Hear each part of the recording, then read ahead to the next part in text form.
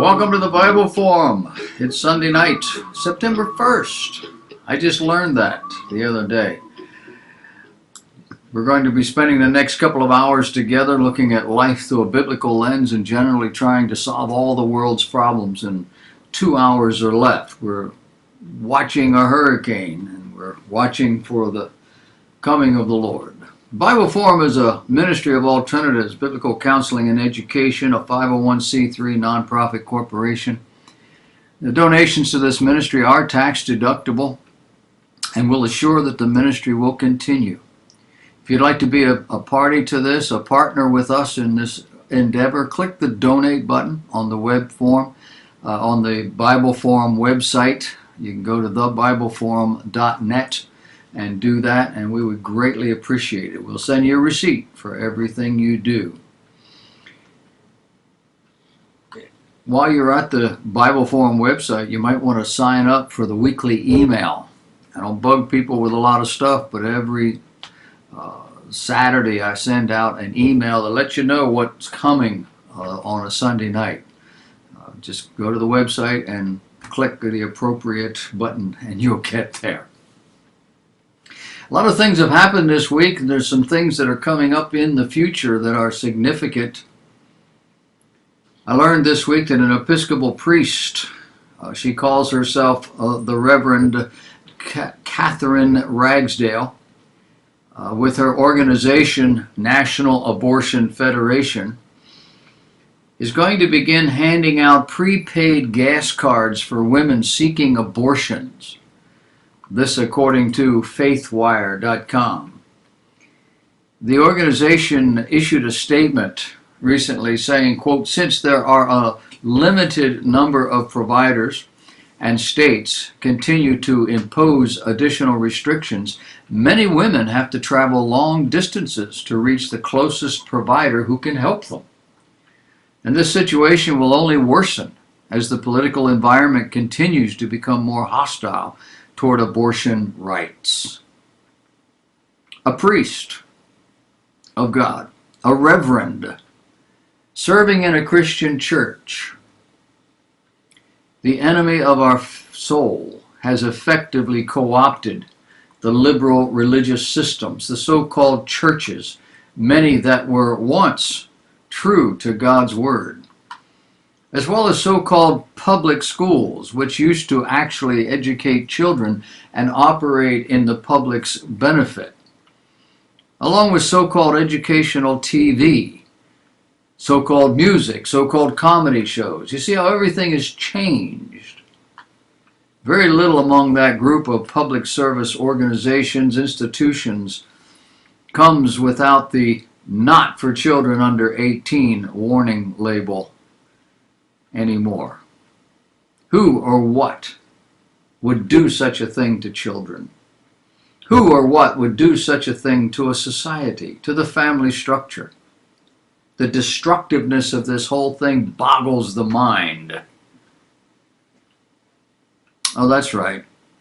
It's the enemy of our soul masquerading as public service, offering all of this free services. Free until it isn't. A new improved system to assess surface temperatures established in 2005 by the National Oceanic and Atmospheric Administration indicates that there are things going on that are contrary to what they believed. In fact, the U.S. Climate Reference Network, comprised of 114 pristinely maintained temperature stations spaced relatively uniformly across the lower 48 states, finds there has been no warming for the past 14 years at least. This reported by Powerline blog. While historically the United States has been considered to have the best records, surveys are now showing that over half of the nation's weather stations do not comply with written standards. This was pointed out by Powerline's contributor John Hinderacre. Some are next to airport runways. Many are in the cities where temperatures are artificially inflated. We would like to say, oops, we didn't know. But they knew. They're scientists. They know this stuff. Under the heading of, you already know this, Judicial Watch is reporting the Department of Justice's Bureau of Justice Statistics, the government agency responsible for collecting crime data. In a 25-page report, the agency recently outlined a distressing trend of criminal activity involving foreign nationals, revealing that non-U.S. citizens accounted for 64% of all federal arrests in 2018. A very good reason to make certain all foreign nationals immigrating to the U.S. be screened and approved, not just opening the gates and say, well, come on in because there's so many of you, we can't keep track, and it doesn't really matter anyway. Why can't the socialists and most of the Democrats among us get this? Oh, that's right, I forgot. This is their base. They ceased appealing to rational thinking to adult citizens decades ago. In the 1960s, they turned to the easily convinced, the college students, the illegal immigrants, the anarchists, the socialists. Oh, and they doubled down on public school teachers being liberals. It's hard to find a school teacher today who is not fully convinced of the liberal socialist agenda. And we turn our 4-year-olds over to them for 6 hours a day, 5 days a week. Not to mention the various media that they have for free, much of it in their hands. Unfettered access, 24 hours a day. These children then get 13, 14 years of age with at least that amount of subtle and not so subtle indoctrination before being handed off to colleges and university professors to finish the job. And then we wonder what happened to America. If you don't care about your children and or your country, then send them to a public school. Now, if you do that and you're paying attention, you're going to be among the crowd that is currently wondering, what happened? How did I lose my children? You sent them to the enemy's system to be educated, indoctrinated. And if they went to college, we're talking upwards of 20 years of this. And they come out the other side with flags and banners protesting everything you stand for. It's amazing, isn't it?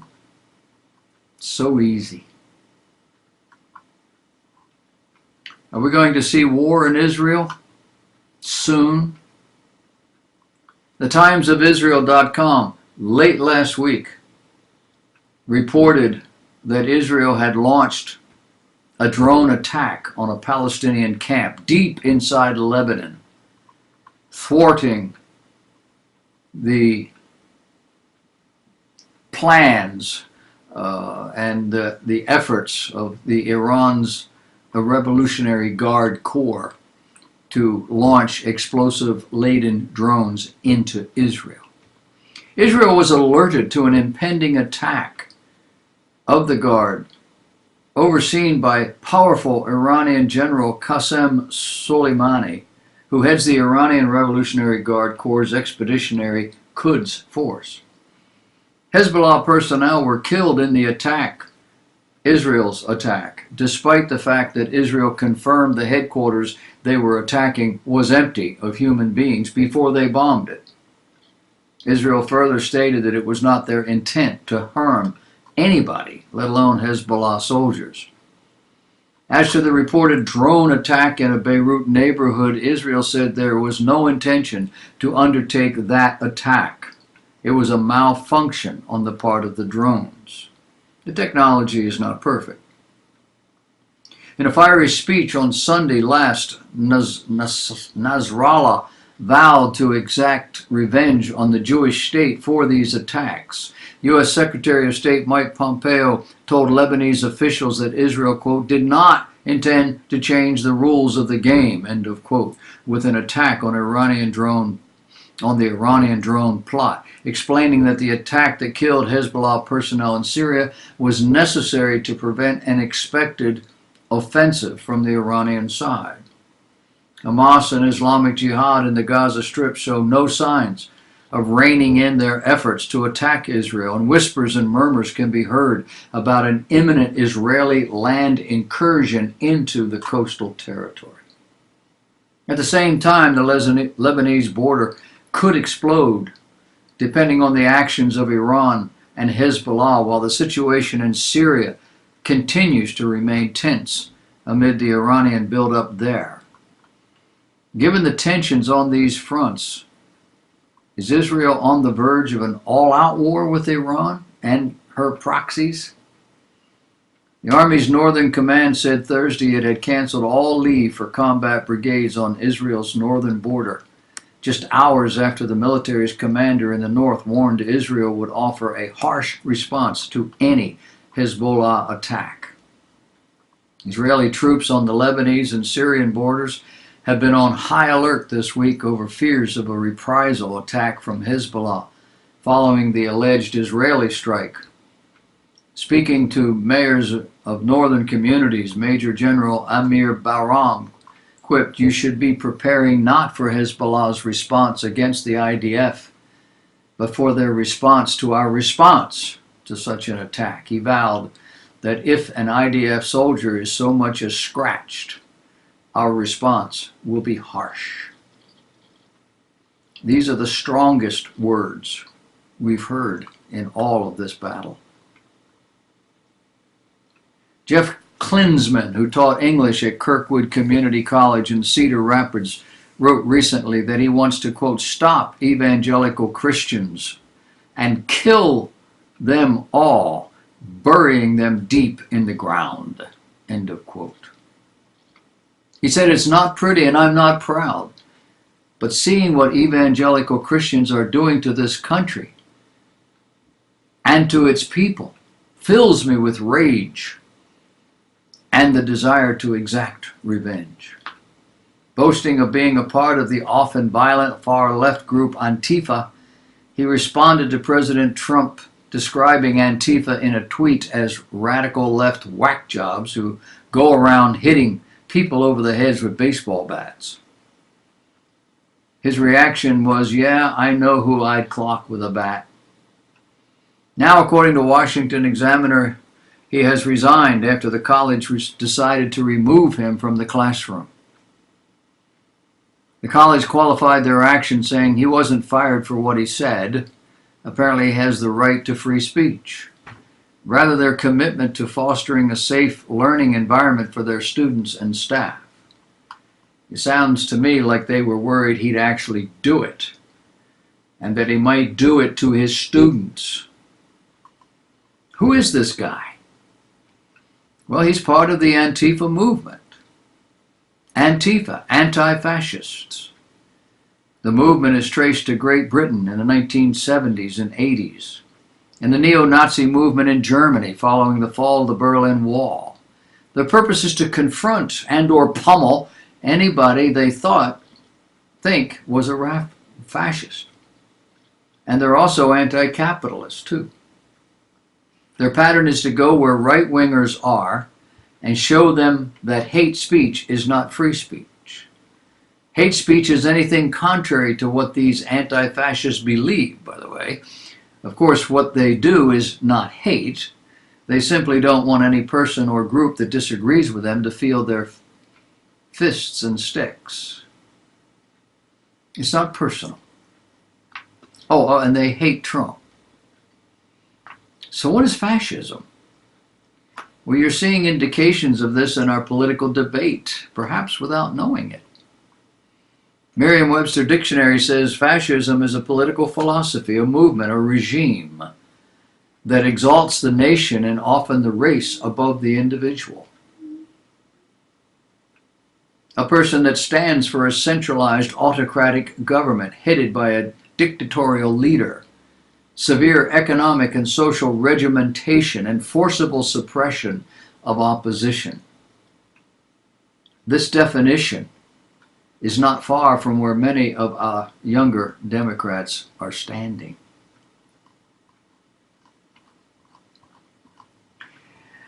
Have you ever heard of the woke Baptist Church?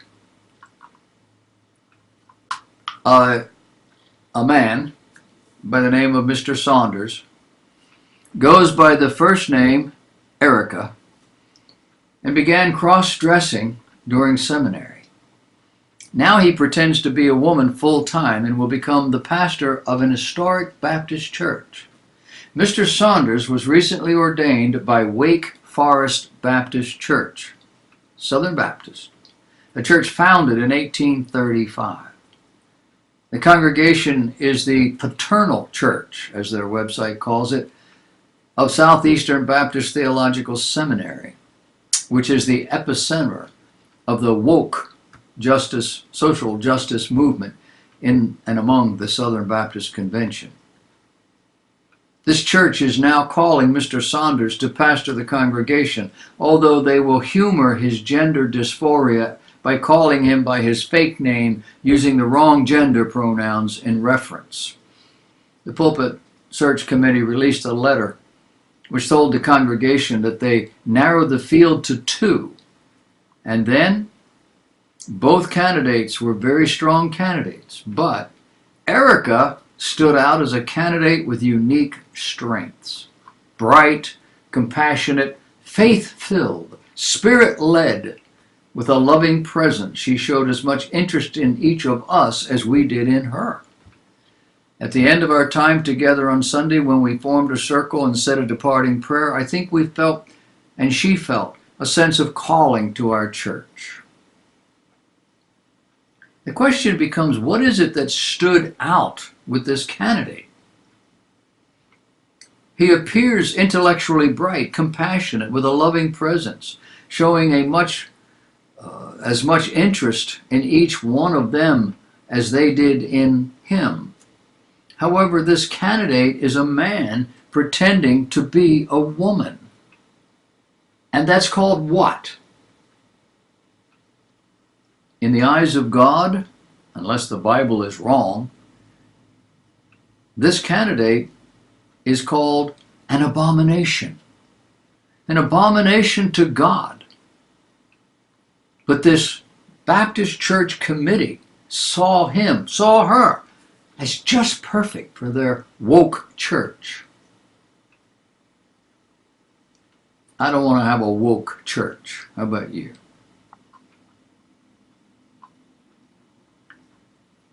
An old physician, Dr. Gordon Geezer, became very bored in retirement and decided to reopen a medical clinic.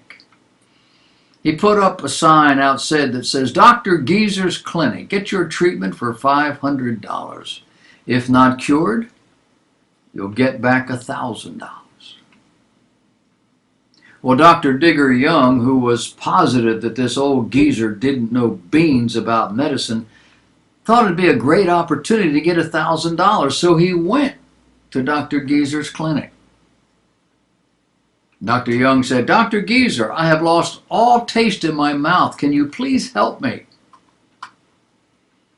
Dr. Geezer turned to his nurse and said, please bring medicine from box number 22 and put 3 drops in Dr. Young's mouth.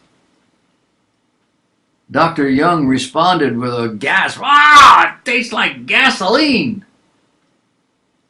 Dr. Geezer said, congratulations, you've got your taste back. That would be $500.